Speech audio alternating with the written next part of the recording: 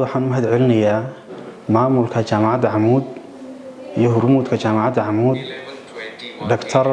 Maxamed Muuse Jibriil iyo dhammaan maamulka jaamacadda oo runtii ii suurtageliyay muddo badan oo uu soo waday hayaankiisa nololeed Cabdifataax Farxaan Habane oo 14 sano ka hor waayay indhihiisa xubintaasi muhiimka ah ee ka maqan kama aysan dhigin mid ka qoosta noloshiisa iyo hankii uu ka lahaa markii uu laxaadku u dhameystirnaa. Cabdifataax waxa uu markasta dadaal badan geliyaa waxbarashada isagoo sanadii 2018 qaatay digrigiisii koobaad waqtigaasi oo uu jaamacadda Camuud kaalinta koobaad u galay dhammaan ardaydii ka qalin jabinaysay. Cabdifataax hadda waa arday, macallin, sheekh iyo imaam masaajid. sanadkan waxa uu ka qalin jabinayaa culumta qismu tafsiir oo uu ka qalin jabinayo master iyo sidoo kale culumul quraan oo uu ka qalin jabinayo degree. sidoo kale isla sanadkan Cabdifataax waxa uu soo gabagabeynayaa 10 qiraa'ad ee quraanka kariimka. Yaxya Saxardiid Nuur ku-xigeenka dhiinka kulliyadda shareecada iyo qaanuunka ee jaamacadda Camuud ahna saaxiibka ugu dhow ee Cabdifataax ayaan ka wareystay nolosha Cabdifataax iyo waayihiisii kala duwanaa. Cabdifataax Farxaan Habane waa nin dhalinyaro oo ku nool magaalada Boorama, aqoon dheeraadana anigu waxaan u leeyahay. waxaan saaxiib ahayn ama walaalahan ahayn muddo 16 sano oo gurigooda deganayn. Cabdifataax Farxaan Habane waa nin aragga naafaka kuna soo dhalan laakiin 2009kii waxa weeyaan aragga waxa waayay isagoo xilliga maraya sanadka labaad ee dugsiga sare. kadib waxbarashadii markii waxa weeyaan araggii hawaayay kama hoo istaagin wuxuu soo wareegay waxa weeyaan qaybta diiniga isagoo ku biiray macadka Saylac. markuu soo dhameeyayna soo galay kulliyadda shareecada iyo qaanuunka jaamacadda Camuud. 2018kii ayuu hore u qaatay degree isagoo ahaa ardaygii ugu sarreeyay jaamacadda Camuud qalinjabiyaasha sanadka. halkii kuma uu joogsan Cabdifataax wuxuu 2019 hadana bilaabay degree labaad isla kulliyadda shareecada iyo qaanuunka oo ka bilaabay culumul quraan tii uu sanadkan soo afmeeray. 2 sano markuu marayana wuxuu galay 2021kii masterta jaamacadda Camuud buu galay iyadna sanadkan uu ka qalin jabinayaa. waxbarashada waxa uu dheer Cabdifataax inuu xaafidul quraan yahay oo quraanka xifdiyay isagoo araggan lahayn. sidoo kale imikana wada waxa weeyaan qiraa'adka oo insha Allah taala aan rajeynayna sanadka soo socdana inuu dhameystirto hadii la yiraahdo. Cabdifataax runtii waa nin mucjisa ku dayasho mudan runtii caqabado fara badan oo waxa weeyaan dadka waxbarashada ka hor istaaga isagoo ka soo gudbay waxa weeyaan maxaa u go'ay ama waxa weeyaan maxaa u tafaruqay inuu cilmiga diiniga waxa weeyaan uu barto. waa tusaale runtii ummadda Soomaaliyeed oo dhan gaar ahaan ummadda Soomaaliland tusaale oo ah waxa weeyaan isagoo aan araggi lahayn haddana waxbarashada inta laga wada. Cabdifataax Farxaan Habane runtii waxa weeyaan waa macallin quraan, waa imaam masjid. dadaalka inta laga wali waxa u sii dheer haddana isagoo kamid ah jamciyada Duyuurul Khayr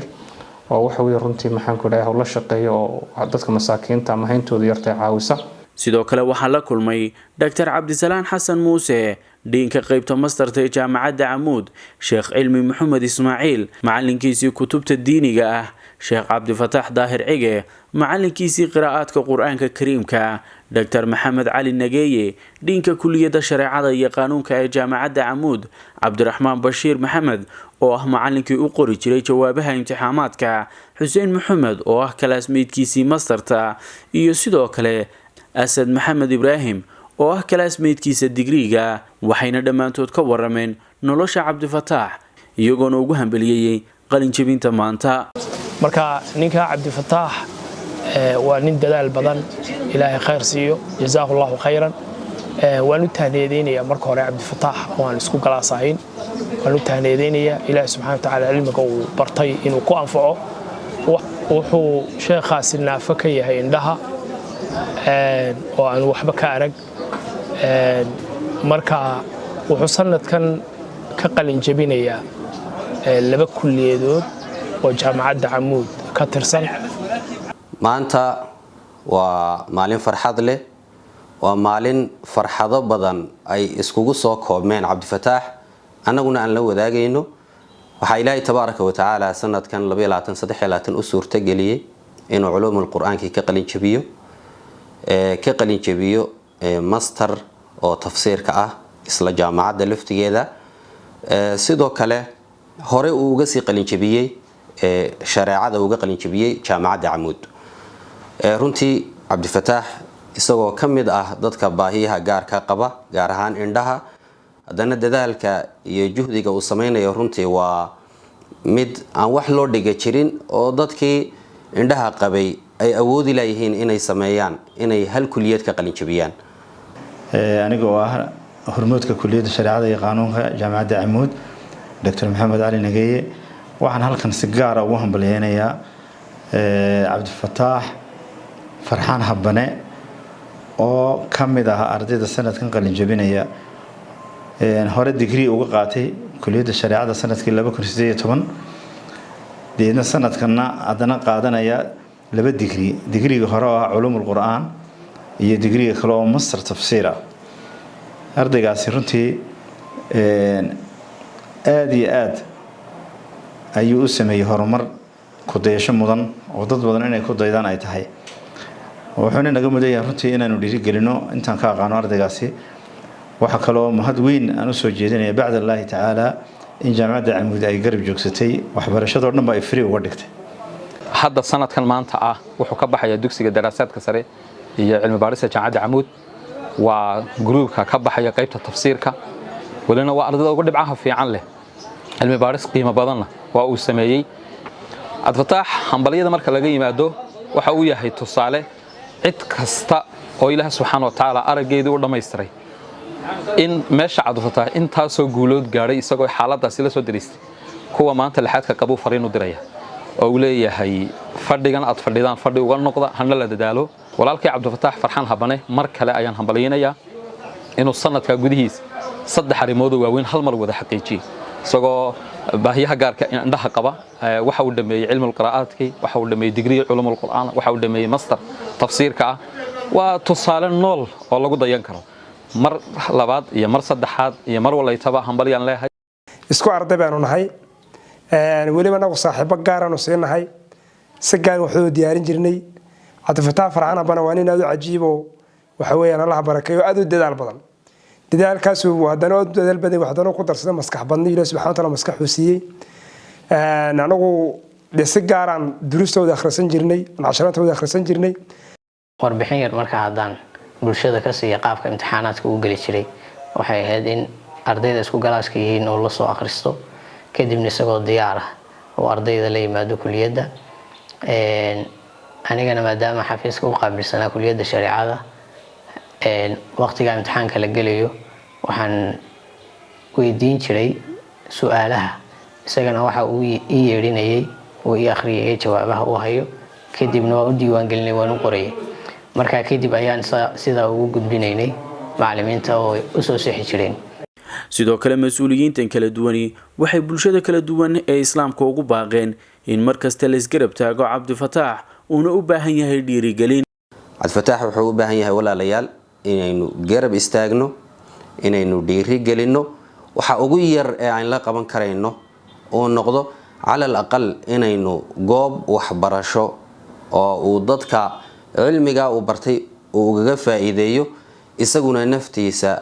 يعني وقدر ياله إنه لجرب يستاجنوا ولا أودا قرن كوردن بقى أودا مجالة بورا ما وكهول جلاء أي أودا ومضى كلا صوماليات فيديو جان أركض دونتا أي أودا كاره وحن الشدة شرفت له يدك محسنين تقعد صليا شيخين ليسكرب تاجو ما دام باهي جاره وقبو أو مركز الرئيس ورت مركز كقرآن كا الشيخ الله بيصو مركز في عن أو نحفر يستو ننعى يدنعى ودقاقية معها قفكم مركز أردنا رنتي وحمودين يعني رنتي إن الجرب جوكسدو إن الجرب استعجوا أنت نولشي سمتغنا يهور مركز سبا حلقوا عاون كريو آدي أدمانو ديري جلنينا ودنبين waxaan jecelahay Cabdifataax Farxaan Habane inaan ummadda Soomaaliyeed waxa weeyaan qaranka Jamhuuriyadda Soomaaliland halkan fariin uga diro Cabdifataax wuxuu mudan yahay in la dhiirigeliyo oo la garab istaago oo runtii waxa weeyaan maxaa ku dhacay caqabadka nolosha ee waxa weeyaan soo waajahaya la garab istaago oo la saacido ayuu inaga mudan yahay maadaama dadaalka inta la sameeyay dadaalka mid dhalkiisa ka indhaha qabaay waxa weeyaan CV-giisa iyo shahaadadiisa meel buu la tagay laakiin Cabdi Fataax maadaama uuna u suura galin inuu meel la tago in waxa weeyaan qaranku iyo waxa weeyaan ummaduba waxa weeyaan Cabdi Fataax garab istaagto oo waxa weeyaan maxaan ku dhahay runtii wixii hawka indhaha qabaay heli lahaa isna waxa weeyaan la garab joogsado dhankiisa Cabdi Fataax ayaa u mahad celiyay madaxda jaamacadda Camuud oo qayb ka ahaa dhamaystirka waxbarashadiisa. waxaan u mahad celinayaa maamulka jaamacadda Camuud iyo hormuudka jaamacadda Camuud Dr. Maxamed Muuse Jibriil iyo dhammaan maamulka jaamacadda oo runtii ii suurta geliyay inaan free ku dhamaysto ama bilaash aan ku dhamaysto waxbarashada heerka labaad iyo heerkii koowaadba inay ii suurta geliyeen inaan bilaash ku dhamaysto aad baan ugu mahad celinayaa runtii waxaan kaloon u mahad celinayaa kulliya shariica wal qaanuun iyo maamulkayga Dr. Maxamed Cali Nigeeya iyo maamulka kulliyadaasi aad baan u mahad celinayaa dhammaan macallimiintii waxay soo dhigtay iyaga laftigooda aad baan ugu mahad celinayaa waxaan kaloon u mahad celinayaa